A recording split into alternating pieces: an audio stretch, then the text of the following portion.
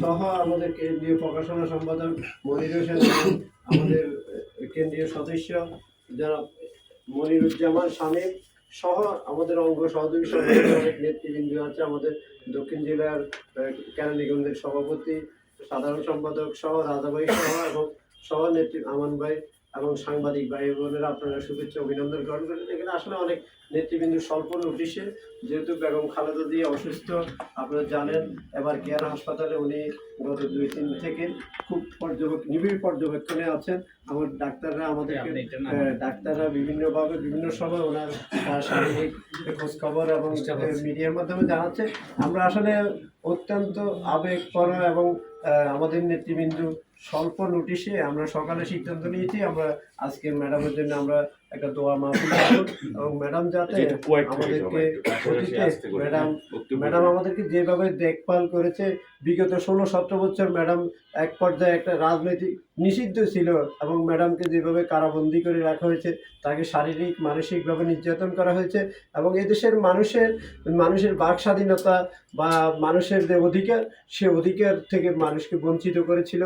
সেদিন আমরা দেখেছি বেগম খালেদা জিয়ার এক ইশারায় আমরা সেনাকুঞ্জতে দেখেছি বেগম খালেদা জিয়ার শারীরিক অবস্থা, এবং এটা আসলে আমাদের জন্য এটা আমি মনে করি একটা অ্যাসেট যে বেগম খালেদা জিয়া যতদিন আছে এবং বেগম খালেদা জিয়া দীর্ঘ আন্দোলন সংগ্রামে বেগম খালেদা জিয়া থাকার কারণে আমাদেরকে পুলিশি হয়রানি, দমন পীড়ন, রাষ্ট্রের সর্বোচ্চ ক্ষমতা ব্যবহার করে কিন্তু আমাদেরকে কমিয়ে রাখতে পারেনি।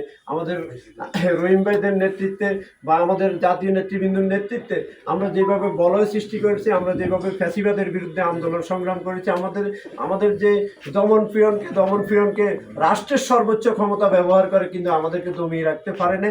আমরা গণতন্ত্র, স্বাধীনতা, সার্বভৌমত্ব এবং বিশেষ করে আমাদের নির্বাসিত যে থাকা নেতা, আমাদের প্রিয় নেতা বিএনপির ভারপ্রাপ্ত চেয়ারম্যান জনাব তারেক রহমান যে নির্দেশনা দিয়েছে, এবং তারেক রহমান শুধু বিএনপিকে আগলিয়ে রাখেনি, তারেক রহমান বিএনপির সাথে যারা সমমনা রাজনৈতিক দলের সকল পেশাজীবী মানুষদেরকে তারেক রহমানের যে নেতৃত্বে যে বলয় সৃষ্টি করছে, সেই নেতৃত্বের কারণে শেখ হাসিনা পলায়ন করছে।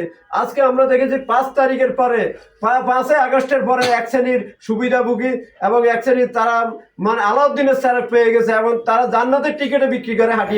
এইসব মুনাফিক, এরা ধর্ম ব্যবসায়ী, এরা ধর্মকে বিভিন্নভাবে কুক্ষিগত করে মানুষের অধিকার হরণ করার জন্য এবং আরেকটা প্রাণপণে চেষ্টা করছে। এরা মানুষকে সুবিধা দিচ্ছে, আর্থিক সুবিধা দিচ্ছে আমরা দেখেছি, এবং গ্রামে গঞ্জে আমরা দেখেছি বিভিন্ন নারীদেরকে দিয়ে তাদেরকে বিভিন্ন ফলবন দেখাচ্ছে, তাদেরকে বিভিন্নভাবে উপমা দিয়ে তাদেরকে বিএনপির বিরুদ্ধে প্রপাগান্ড চলছে। আমার কথা হচ্ছে, বিএনপির বিরুদ্ধে যতই প্রপাগান্ড করো, যতই ষড়যন্ত্র করো, কোনো ষড়যন্ত্র, কোনো প্রপাগান্ড কাজ হবে না। কারণ 47-এর ভূমিকা ছিল আমাদের কি এবং 71-এর ভূমিকা কি, আমরা যদি তাদের ইতিহাস এবং তাদের যদি সকল অপকর্ম যদি তুলে ধরি, দেশবাসী আমার মনে হয় তারা পরনের জামা রেখে চলে পালিয়ে যেতে বাধ্য হবে।